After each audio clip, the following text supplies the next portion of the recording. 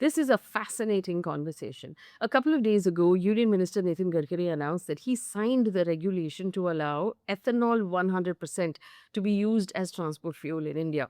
He, along with the Petroleum Minister, launched a WagonR prototype that will use that 100% ethanol. Also, two motorcycles from Hero Motocorp that will use 85% ethanol. The government is super excited about ethanol. They're saying it will reduce our foreign exchange burden, it will reduce carbon emissions, it will support farmers. It sent Indian customers into a sheer panic. People who ride motorcycles and who have cars were wondering if we're going to be forced to use more and more ethanol and will it damage the car? That's the question that we're going to focus on in this video as we unpack the entire ethanol story for you. So, on one hand, the government has a lot of positive arguments for ethanol, but fundamentally, we're arguing on the other side, is it going to damage my car? But before we get started, I want to remind you to please like, share, subscribe, and sign up for our membership, where we put out a bulletin on a daily basis that tells you everything you need to know about the world in 10 minutes or 15 minutes flat. Also, we're going to start putting out exclusive interviews and content, and our members will get first access to that content.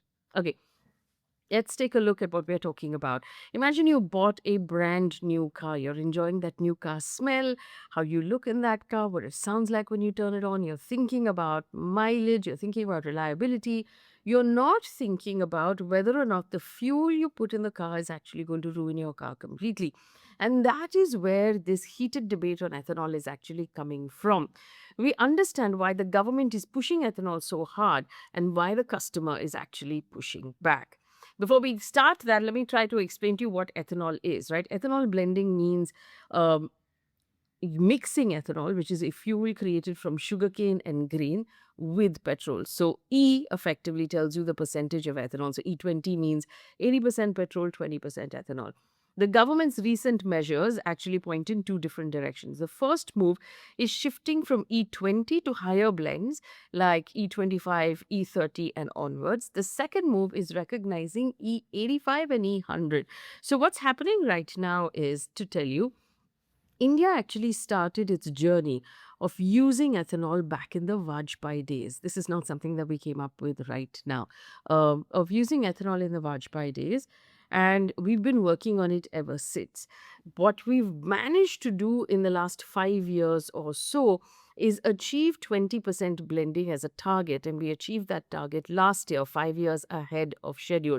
So, effectively, what is happening right now is that all of the fuel that you are buying, if you go to the petrol pump and you put petrol in your car, it does have up to 20% ethanol already blended in it. Now, how are consumers, from where we are right now, where we have achieved that 20% ethanol blending, the government wants to increase it to 25, maybe 30%. And on the other hand, they also are now introducing 85% ethanol and 100% ethanol. What is the impact on you as a car owner? Now, for most of the car owners, the impact will be minimal. Only cars that are specifically built for, tested, and certified to use more than 20% ethanol can actually do so, which means that even if the government introduces 100% ethanol in the market, unless you have a car that is 100% ethanol compatible, it's not, they couldn't possibly force you to use any more than 20% unless your car was compatible to do so. And that's a really important question and a really important point of this argument that you need to remember. Let's take a look at why the government is pushing ethanol so strongly. The main point is we saw play out during this entire Iran war. India imports nearly 90%, 88 to 90% of the crude oil that we use. It actually hikes up our entire import bill completely. And every time there is a conflict, we have just seen it happen for no fault of any other country in the world. If there is a conflict in the Middle East, it will actually weaken the rupee, it will worsen inflationary pressures, it creates political headaches for whichever government is in power because we're so dependent on oil that's coming from outside. So, to actually, like we saw happen in India, so for India to have some of its own oil would actually be a huge lifesaver. So, ethanol is not an environment story, really, it's an energy security story. 1 liter of ethanol produced domestically means that 1 liter less we have to import from abroad. And that's the calculation that we're looking at. In fact, Petroleum Minister Hardeep Singh Puri said that ethanol blending has saved 1.84 lakh crore rupees in foreign exchange and replaced 302 lakh metric tons of crude oil imports. For the government, that is a hugely positive thing. There is a second advantage for the government from the government's perspective. One, like I said, it reduces import dependence. It supports farmers because farmers are able to sell the sugarcane, the maize that is used for ethanol at higher prices. It lowers emissions in our cities. It does not obviously emit as much as petrol does. It keeps more money inside the Indian economy instead of sending it out. So those are reasons why ethanol seems like such a good idea. But why are people so angry about it? If you take a look at what's happening on social media is full of stories of people who are upset about the use of ethanol. One of the major complaints is that the mileage. The ethanol contains less energy per liter than petrol. That's just chemistry. As a result, motorists say they're paying less for ethanol, but they're getting less, mileage out of it. So that's actually canceling out. Social media is full of anecdotes of customers saying that they've seen reductions in fuel efficiency ranging from 5 to 12%. The Ministry of Petroleum and Natural Gas has rubbished this criticism. We've seen actually the Minister Nitin Gadkari rubbish all criticism, saying that it's all anti-national in one interview that he did. The Petroleum Ministry has said that the criticism is in the drastic reduction of fuel efficiency is misplaced. The ministry argued that mileage is affected by multiple factors, including driving habits, tire pressure, vehicle maintenance, and air conditioning load, and stated that after all those discussions with vehicle manufacturers, they believe efficiency drop, if any, is only marginal. So, the first argument against ethanol is mileage is poor. That is something the government has wholly rubbished. The second argument, and I believe this is the really big one, is damage to the vehicle. Again, social media, Reddit, if you just go out and look for it, it's full of anecdotal stories about damage to fuel tanks of bikes and cars because of ethanol use. Let's take a look at the evidence about this damage. Ethanol contains more water than petrol. Water is corrosive. So engines that are not designed to use higher ethanol blends suffer damage over time. Again, how has the government responded to this criticism? The Ministry of Petroleum and Natural Gas has explicitly rejected the claims. The official response has been that this is a false narrative and this is fear mongering. The ministry says testing has been conducted with automakers show that E20 is safe for compliant vehicles and concerns about major impact about vehicle life is not substantiated. So there's no concern. If you have a E20 compatible vehicle, then there's no problem really. There will be no damage to your car. The Society of Indian Automobile Manufacturers. So this is an association of all those car companies in India. Now this represents Maruti Suzuki, Hyundai, Tata Motors, Mahindra, and Toyota. They have publicly stated that E20 may reduce mileage slightly, but does not create safety risks for vehicles designed to use it. And this is the really important thing. I'm saying it over and over again. Your car has to be compatible for E20. It has to be compatible for E100. Only then will you be able to use it without damage. Now, there's still, of course, if you look on the internet, there's plenty of engineering literature that shows that ethanol can absorb more water than petrol, increase the corrosion risk of certain materials. It degrades some of the rubber and plastic components inside the engine. It requires a different fuel system material for higher concentrations. So, and ironically, I want to put this up on your screen. The strongest piece of evidence comes from one of the government's own cautions. So, this report on the Times of India actually says that the government chose to delay a mandatory move to E20 to E25 because of concerns that older vehicles might not be able to handle it. So there is concern that if you have an older vehicle, that you will have damage in your vehicle. Now, here's a voice in the auto sector that I really trust. Hormaz Sarabji, who is the editor of Autocar India, said that ethanol has a lower energy density than petrol and is more corrosive. And the results show lower mileage, but also wear and tear in some vehicles. Sarabji said that manufacturers like Honda, who have been using E20 compliant materials since 2009, are fine, but older vehicles which are not E20 compatible are actually in trouble. While there's no official data on the impact of E20 on engines, consumers routinely share details about their vehicles deteriorating. Um, in fact, there are many insurance policies in India which do not provide cover for damage due to use of what they call non compliant fuel. One top executive from Policy Bazaar gave a quote to BBC saying that consumers need to take add on policies, and even those claims are being denied or degraded based on the fine print of the policy. And that is where the crisscross comes in. So, on one hand, everybody is saying if your car is compatible for E20, then you're going to be fine. So don't worry about it. What happens to the cars that were bought earlier that are not E20 compatible? Do they have the option of using 100% petrol? The answer is no. And that's where the problem is. So if I have gone out and bought an E20 compatible car, I'm going to be fine because I'll go to the petrol pump, they'll give me E20 fuel, my car's going to be able to handle it. But if I have an older car, if I have a vintage car, if I have a specialized motorcycle, something I have bought a while ago, and I'm an enthusiast who looks after this vehicle with love and care, there is no 100% petrol fuel available anywhere. That choice is not available to you. So when there are insurance companies saying that they will not cover a claim if you have put non-compatible fuel, that non-compatible fuel choice is not yours. And that is where the complexity of this argument comes in. Indian consumers cannot choose between between like E20 or E10 or no E at all. So the government has achieved its E20 blending target, which means it's being blended into everything. And that is the biggest problem in India compared to other countries that are already doing this. That all petrol is currently blended up to 20%. So it could be less, but it's not going to be more, but it's definitely blended. Now, what about premium petrol? There is Indian Oil has that XP95, Bharat Petroleum has Speed, Hindustan Petroleum has Power 95. What does the 95 actually mean? It actually means higher octane ratings. It means, sort of engine cleaning agents and things like that.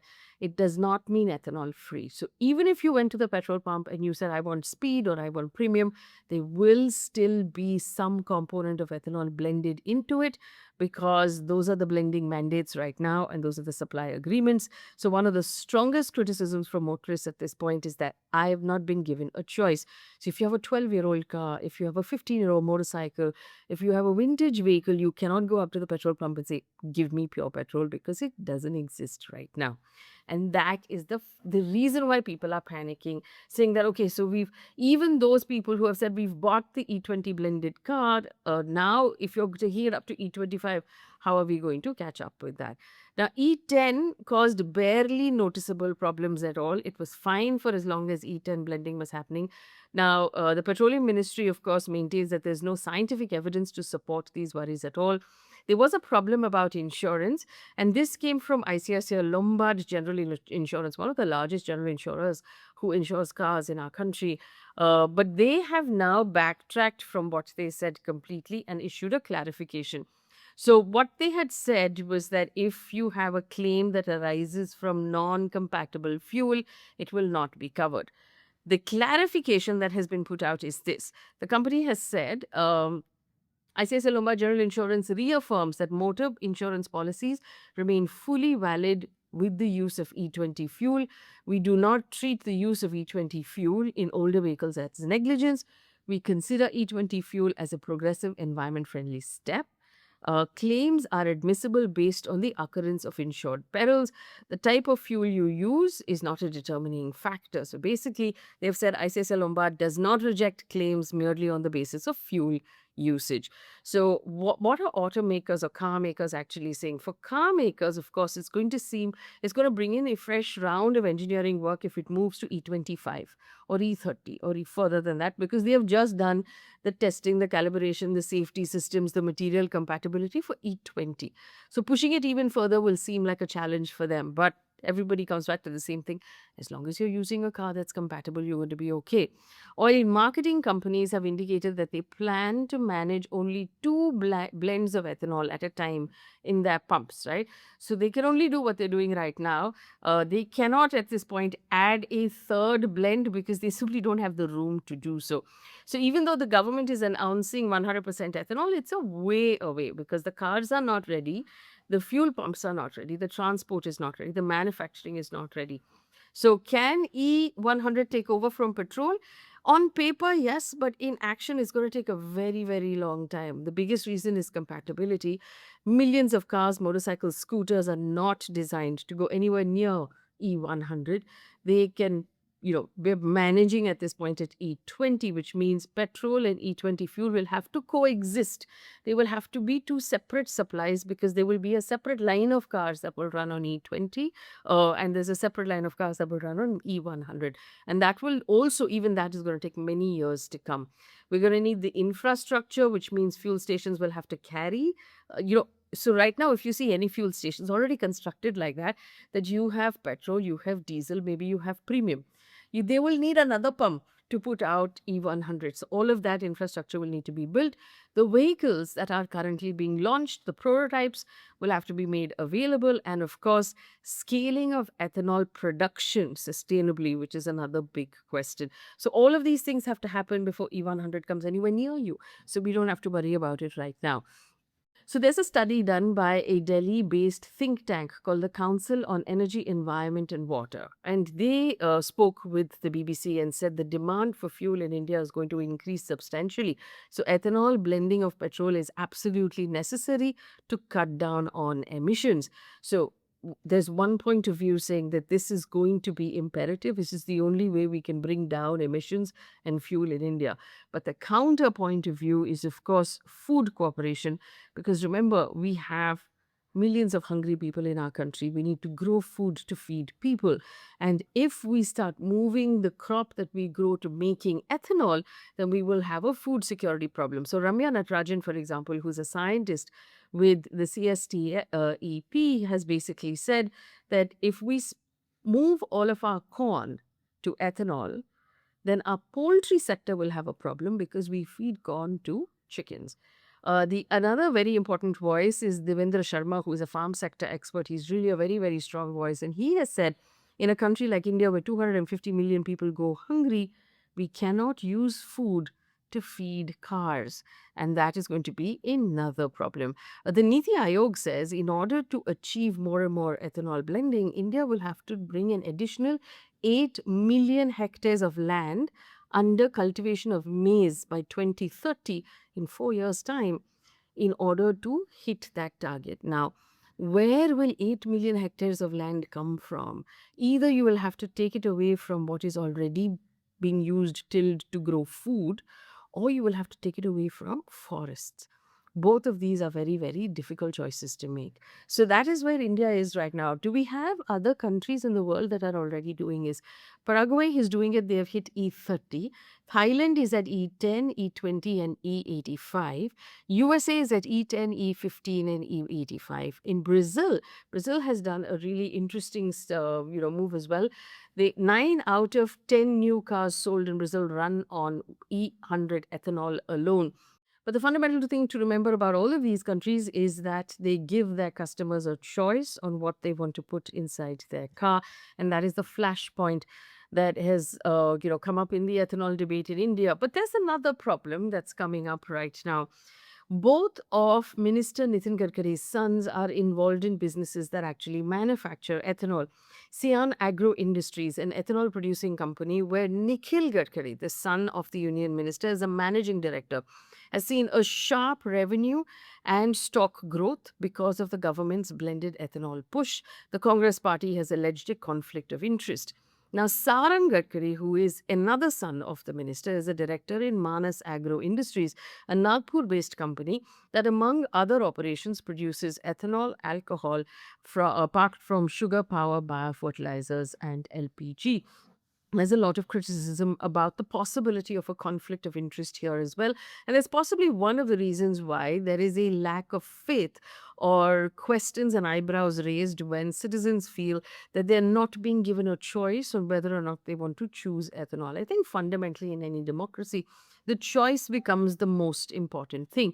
Do you think citizens in India would be more accepting of the ethanol blend if they were given that choice? Leave me a comment in the comment section.